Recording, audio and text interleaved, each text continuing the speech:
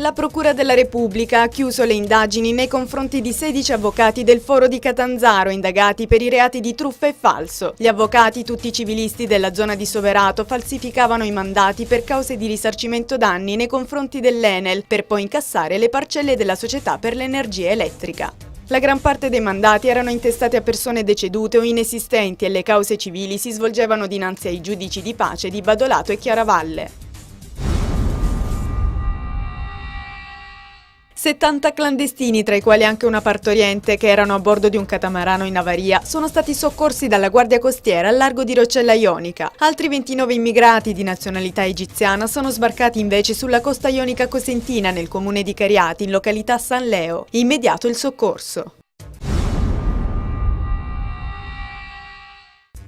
80 kg di hashish nascosti in un'auto sbarcata nel porto di Genova da un traghetto proveniente da Tanger sono stati scoperti e sequestrati alcuni giorni fa dalla Guardia di Finanza, che ha arrestato il corriere, un 32enne marocchino residente in Calabria.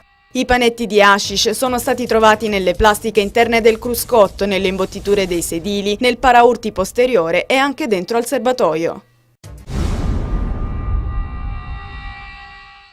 Un gruppo di dipendenti della casa di cura Villa Ortensia ha protestato oggi sul tetto della struttura nel centro di Cosenza. Alcuni dei manifestanti hanno minacciato di lanciarsi nel vuoto per il mancato pagamento dello stipendio ormai da 1 anno e mezzo. La struttura non è più funzionante dall'agosto dello scorso anno. Si è poi svolto un incontro in prefettura con i rappresentanti sindacali.